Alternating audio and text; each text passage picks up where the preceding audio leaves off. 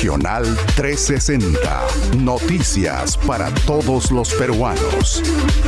Saludos y bienvenidos a la segunda emisión de Regional 360, hoy jueves 29 de diciembre. 140.000 MIPES podrán acceder a las garantías y créditos con tasas de interés más reducidas tras la aprobación en el Congreso del programa Impulso Empresarial MIPE, o también conocido como Impulso Mi Perú. Esta y otras informaciones más a continuación. Aprobado por amplia mayoría. El Pleno del Congreso aprobó el texto sustitutorio que plantea la creación del programa Impulso Empresarial MIPE, o también llamado Impulso Mi Perú, con el objetivo de que el Estado brinde las garantías y créditos necesarios que demandan las micro y pequeñas empresas MIPES.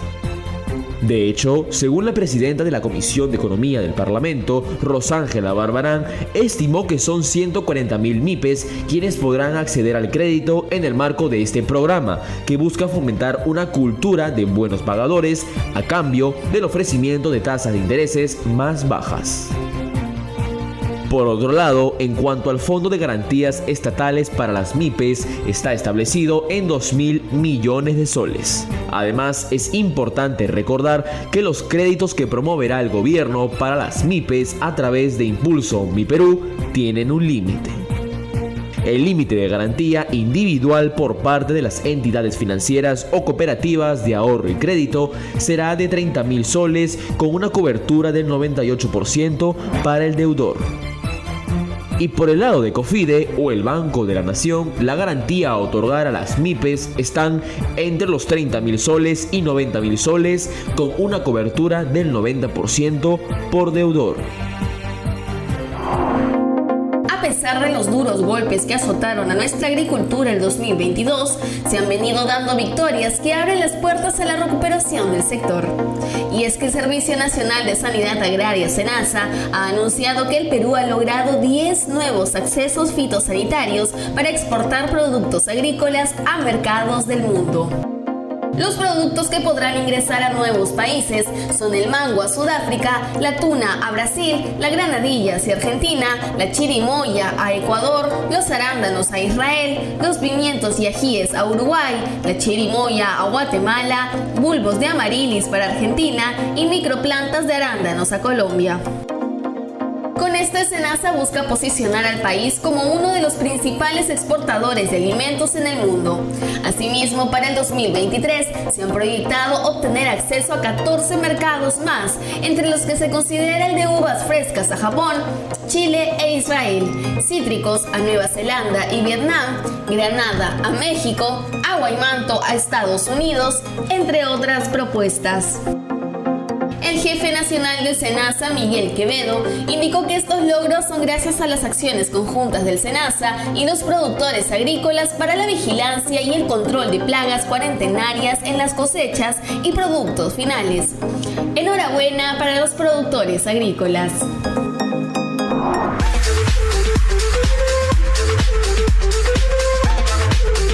Regional 360. Noticias para todos los peruanos.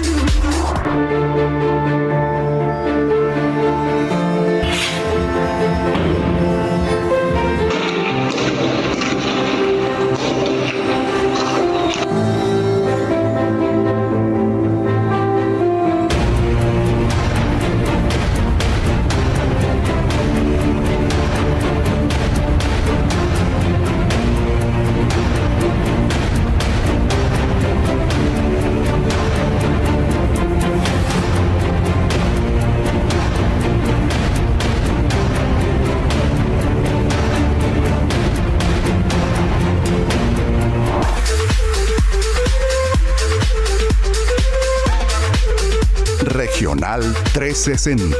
Noticias para todos los peruanos. Este 10 de enero, el gabinete ministerial de la presidenta Dina Boluarte, encabezado por Alberto Otárola, acudirá al Congreso de la República para solicitar el voto de confianza al Pleno, en el marco de los procedimientos en democracia. Fue el presidente del Consejo de Ministros, Otárola, quien confirmó la fecha de la presentación para el voto de confianza, luego de reunirse con el presidente del Congreso, José Williams. Asimismo, el premier indicó que ya se han discutido los ejes centrales para la solicitud de la confianza, entre los cuales se priorizan aquellos que Boluarte ha indicado como los más importantes, es decir, educación, lucha contra la corrupción y la necesidad de destrabar de proyectos de inversión y generar confianza en los actores económicos. Y es que según el primer ministro, se anunciarán una serie de medidas económicas concretas durante la solicitud del voto de confianza, con las cuales buscarán utilizar saldos devueltos durante el ejercicio fiscal 2022, los cuales serán destinados al programa de reactivación económica Punche Perú, dirigido a los sectores más necesitados. Reinician las gestiones. Luego de que fallaran los intentos de coordinación de medidas con el otrora ministro de Trabajo, Alejandro Salas, y gremios empresariales como la Sociedad Nacional de Industrias y Confiep, este escenario podría cambiar. Sucede que el actual ministro de Trabajo y Promoción del Empleo, Eduardo García, anunció que pronto pactaría una reunión con la Confiep y la Sociedad Nacional de Industrias, pues según aseguró, es importante dialogar y proponer medidas a favor de los derechos de los trabajadores del país.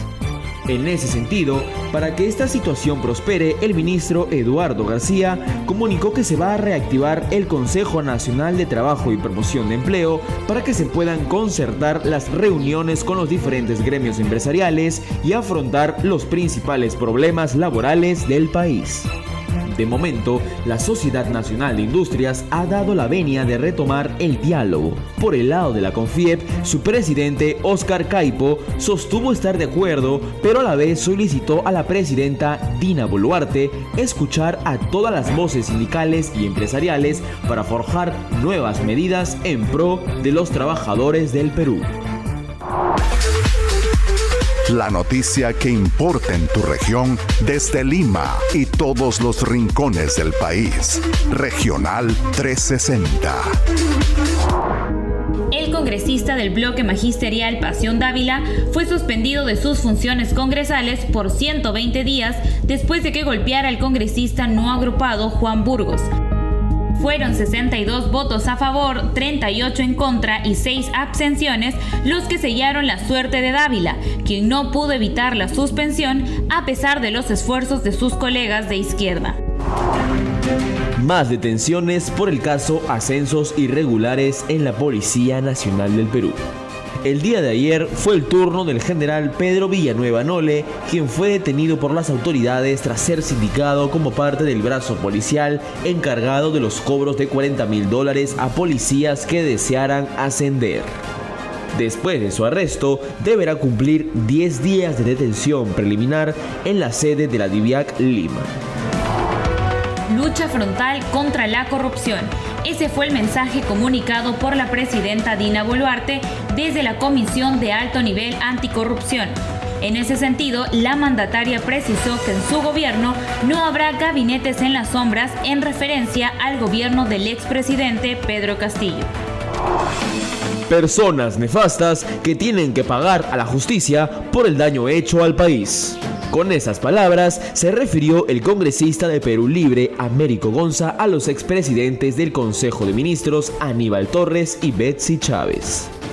En ese sentido, llama la atención los comentarios del legislador, quien ha sido sindicado como parte de la mafia que buscaba captar coimas de policías a cambio de ascensos, que habría sido liderada por el expresidente Pedro Castillo.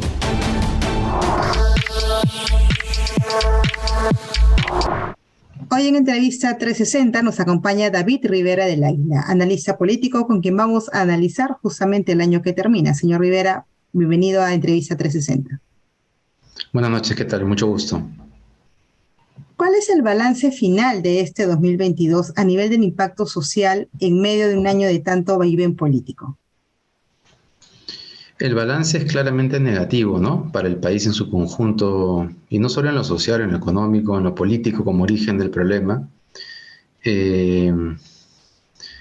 Pero es negativo y a la vez nos deja lecciones, y aquí lo importante es saber si es que esas lecciones los peruanos las vamos a poder aprender para elegir mejores gobernantes hacia adelante, ¿no? Porque si algo ha quedado claro, dos cosas han quedado claras, es que la corrupción está presente en todas las tendencias ideológicas, incluso las aparentemente reivindicativas, como la del expresidente Castillo. Y lo segundo es que la corrupción está carcomiéndonos y es como un suicidio, ¿no? Entonces, si no resolvemos el tema de la corrupción, ni de cómo elegimos a los políticos que elegimos, va a ser bien difícil que salgamos de este hoyo. Usted mencionaba el tema de la corrupción y que ciertamente es un flagelo que ya está enquistado en nuestra historia. Sin embargo, ¿podría decirse de que hemos llegado a niveles que no habíamos llegado antes? Yo creo que sí, porque justamente con el boom de los minerales lo que ha pasado es que la corrupción se descentralizó. No todo el canon minero que fue a parar a las regiones terminó siendo no solo mal utilizado en el sentido de la ineficiencia en la gestión de obras públicas, sino que terminó siendo robado por los gobernadores regionales o alcaldes. No tengo el número, pero la cantidad de gobernadores regionales y alcaldes en el Perú procesados o presos es impresionante. Y muchas veces hay una parte del Perú, como el sur del Perú, que ahora, por ejemplo, habla de este tema de separarse del resto del país, que yo creo que tienen un motivo válido y uno que no miran por completo. El válido es que somos un país centralista y efectivamente desde Lima nunca se ha prestado la atención que se debe a las regiones del Perú, y eso es totalmente cierto. Pero la segunda realidad en paralelo es que en esas mismas regiones ha habido un mal uso de los recursos públicos que sí ha habido en los últimos 10, 15 años, e incluso ha habido casos de corrupción alarmantes. Entonces, no hay que perder de vista que sí, hay una crítica y un hartazgo con el centralismo limeño, pero no perdamos de vista o no creamos que tener autonomía plena es la garantía para que los problemas que existen se solucionen, porque incluso los problemas que han estado en manos de los gobiernos regionales y locales no han sido solucionados. En un escenario político todavía turbulento, ¿qué podría esperarnos en los próximos meses? Yo creo que nadie sabe exactamente qué va a pasar, porque entre la represión militar policial que ha habido de las protestas, la llegada de las fiestas, que hizo que explícitamente regiones como Cusco, Puno, Arequipa dijeran vamos a parar porque no queremos perjudicar la actividad comercial navideña que es central en los ingresos de las comunidades. Entre eso, las Fuerzas Armadas, la fiesta de fin de año y el hecho que el Congreso, gracias a las manifestaciones, haya decidido adelantar las elecciones y se hayan comprometido a hacer una reforma política, no queda claro todavía ese conjunto de variables, cuánto van a terminar conteniendo el rechazo, la insatisfacción de la población frente a este Congreso que tenía mucho menos aprobación que el expresidente Castillo. ¿Podríamos decir que de repente ahora el país está un poco más polarizado? Sí, lo de la polarización que mencionas es muy importante porque es el principal riesgo que tenemos en el país, ¿no? Tanto a la derecha y a la izquierda, en esta mirada casi con odio que hay al otro extremo, están comenzando a contaminar a la mayor parte del país, ¿no? Estamos perdiendo la perspectiva de que la experiencia en el mundo en general muestra que los extremos no te llevan a ningún lado positivo, ¿no? Entonces hay que tener cuidado con dejarse alimentar por ese tipo de posturas, creo yo. Porque además, cuando uno revisa sus discursos, no es que te permitan solucionar ningún problema. El presidente Castillo tenía un discurso totalmente reivindicativo y después de año 4 meses no solamente no ha hecho nada, sino que había retrocedido en algunas cosas que los últimos gobiernos, incluso de derecha, habían logrado avanzar en materia social. Entonces, digamos, eso que era un gobierno de izquierda o del pueblo es realmente falso, ¿no? Nunca fue así. Era solamente un discurso. Pero la polarización nos lleva a querer creer, ¿no? A querer creer que hay alguien que me representa frente a ese otro que es el enemigo. Ese enemigo que hemos creado y que creemos que esas posturas son una solución. Grandes pérdidas. tras las protestas violentas y los actos vandálicos desatados luego del intento fallido del golpe de estado de Pedro Castillo y luego su vacancia, las pérdidas económicas que han afectado a todos los peruanos han sido cuantiosas. Jesús Salazar, presidente de la Sociedad Nacional de Industrias, SNI, señaló que el país habría perdido un aproximado de 3.200 millones de soles desde el inicio de las protestas, siendo las regiones más afectadas Arequipa, región que habría perdido unos 630 millones de soles, Ica, que reportó pérdidas de 500 millones, y Cusco con un promedio de 400 millones de soles perdidos. Asimismo, la macrorregión norte dejó de percibir 900 millones durante el estallido social. Además, Salazar también recalcó que el sector minero perdió 600 millones de soles en solo una semana, así como el sector de agricultura e industrias perdieron al menos 350 millones de soles. Otro de los sectores más afectados fue el de producción, que se vio afectado fuertemente por los innumerables bloqueos de carreteras y los ataques a diferentes aeropuertos y fábricas industriales. Es por ello que requiere una atención con urgencia a las diferentes regiones que se han visto afectadas durante las protestas violentas.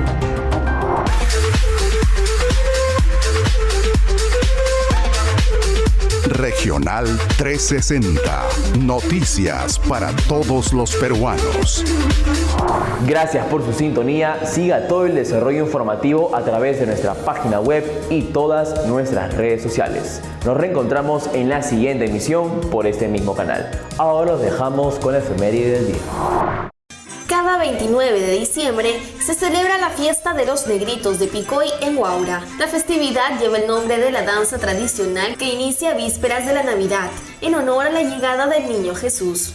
En la celebración, los danzantes van con los rostros cubiertos con una tela negra, ataviados con vestuarios llamativos, portando grandes pañuelos blancos en ambas manos y bailan por todas las calles del centro poblado de Picoy, en el distrito de Santa Leonor, Huaura, en la región Lima, provincias.